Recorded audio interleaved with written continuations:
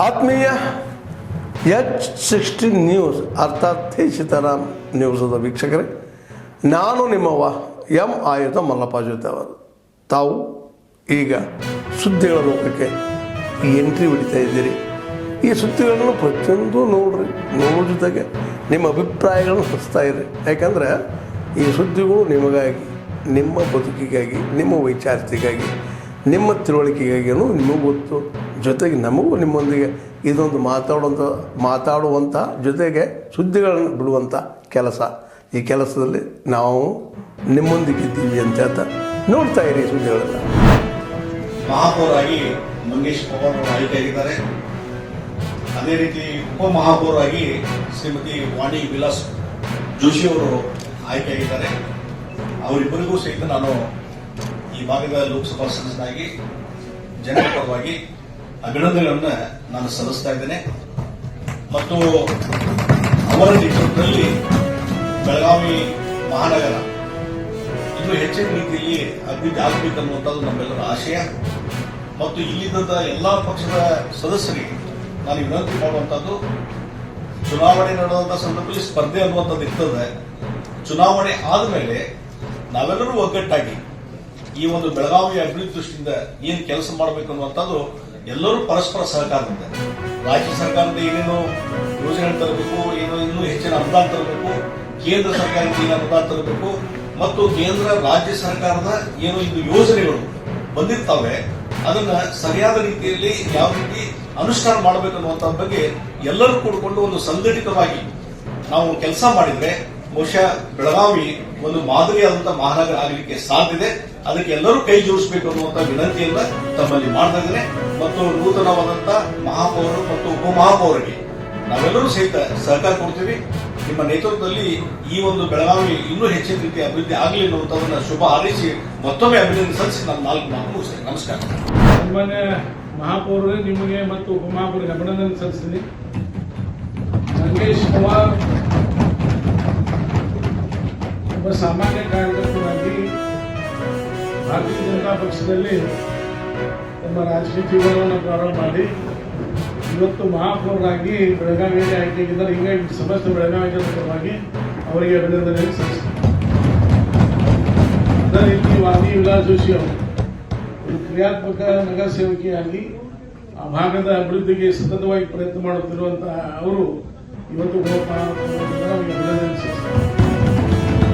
ಈ ಮಂಗೇಶ್ ಪವಾರ್ ಅವರ ಪ್ರವಾಸ ಬಹುತೇಕ ತಮ್ಮೆಲ್ಲರೂ ಗೊತ್ತಿರಬಹುದು. ಅವರು ಮಹಾಪೌರ ಆಗೋಕ್ಕಿಂತ ಮೊದಲ ಭಾರತೀಯ ಜನತಾ ಪಕ್ಷ ಬೆಳಗಾವಿ ಪಕ್ಷದ ಅಧ್ಯಕ್ಷರಾಗಿದ್ದರು. ಬೂತ್ ಮಟ್ಟದಿಂದ ಕೆಲಸ ಮಾಡಿದರು. ಈಗ ಅವರು ನಗರ ಸೇವಕರಾಗಿ ಮಹಾಪೌರರಿಗೆ ಆಯ್ಕೆಯಾಗಿದ್ದಾರೆ. ಅವರಿಗೆ ಅಭಿನಂದನೆ ಸಲ್ಲಿಸ್ತೀವಿ.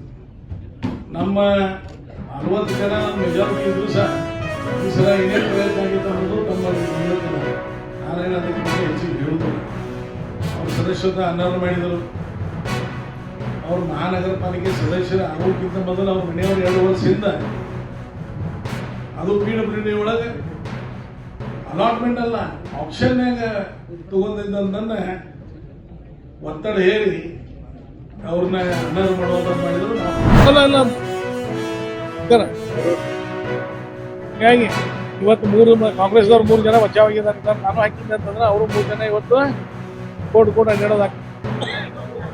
ನಮ್ಮದು ಅಜೆಂಡಾ ಡೆವಲಪ್ಮೆಂಟ್ ಅಜೆಂಡಾ. ನಾವು ಯಾರ ಪರವಾಗಿ ಯಾರು ವಿರುದ್ಧ ಯಾರು ಡೆವಲಪ್ಮೆಂಟ್ಗೆ ಸರ್ಕಾರ ಕೊಡ್ತಾರೋ ಅವ್ರ ಜೊತೆಗೆ ರಾಜ್ಯ ಸರ್ಕಾರ ನಮ್ಮ ವಿರುದ್ಧ ಐತಿ ಅಂಥೇಳಿ ನಾವೇನಿಲ್ಲ, ನಾವು ನಮ್ಮ ಕೆಲಸ ಮಾಡೋದು ಮಾಡ್ತೇವೆ. ನಾವು ಮಹಾಪೌರಿಗೆ ಅದೇ ಹೇಳಿದ್ವಿ, 58 ಜನ ಎಲ್ಲರೂ ನಮ್ಮವರನ್ನ ಅಂತ ಕೆಲಸ ಮಾಡ್ತೀವಿ. ಆದ್ರೆ ಆಚೆ ಎಲ್ಲಿ ಮಟ್ಟ ಇರ್ಬೇಕಂತಂದ್ರೆ ಅಭಿವೃದ್ಧಿ ಒಳಗೆ ಈ ಮಟ್ಟಕ್ಕೆ ತನಕ ಸಂಬಂಧ ಇಲ್ಲದಂತ ಅಧಿಕಾರಿಗಳು ಮಾಡಿ ಒತ್ತಡ ಹಾಕ್ಬೋದು. ಸತ್ತಿನ ಪರಿಶಾನ ಮಾಡಬಹುದು. ಏನ್ ಮಾಡ್ಬೋದು? ತಂದವ್ರ सत्य परेशान ಮಾಡಬಹುದು, पराजित ಮಾಡೋಕ್ಕಾಗೋದಿಲ್ಲ. सत्य को परेशान कर सकता है कांग्रेस, लेकिन पराजित नहीं कर सकता कांग्रेस.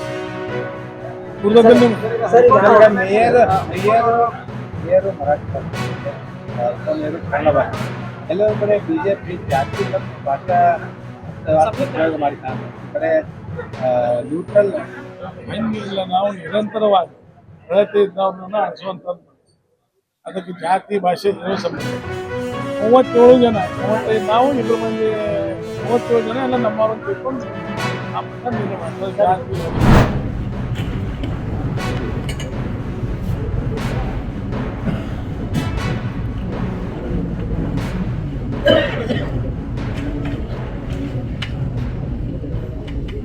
ಶ್ರೀಮತಿ ವಾಣಿ ವಿಲಾಸ್ ಜೋಶಿ ಅವರ ಪರವಾಗಿ 40, ಅವರು ವಿರೋಧವಾಗಿ 19, ತಟಸ್ಥಾನ ಇಲ್ಲ, ಕೈ ಎತ್ತಿಲ್ಲ, ಬೇರೆ ರಾಜ್ಯರು ಒಂದು ಒಟ್ಟು 65, ಅದು 5 ಬೇರೆ ರಾಜ್ಯರು.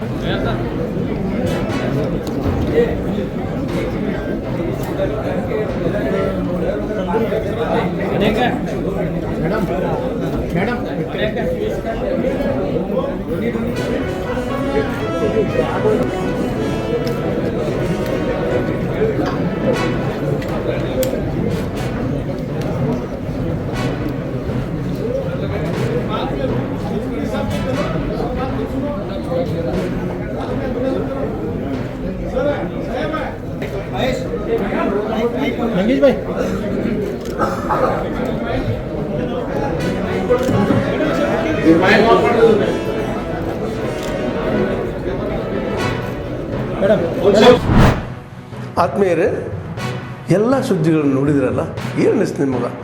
ಇದರಲ್ಲೇ ನಿಮ್ಗೆ ಲೈಕ್ ಆಗಿರ್ಬೋದು, ಡಿಸ್ಲೈಕು ಆಗಿರ್ಬೋದು, ಕಾಮೆಂಟ್ ಬೇಡಪ್ಪ ಅಂತೂ ಅನಿಸಿರ್ಬೋದು, ಕಾಮೆಂಟ್ ಮಾಡಬೇಕಪ್ಪ ಅನಿಸಿರ್ಬೋದು, ಶೇರ್ ಮಾಡಬಾರ್ದಪ್ಪ ಅನಿಸಿರ್ಬೋದು, ಅದು ಮಾಡಬೇಕು ಅನಿಸಿರ್ಬೋದು.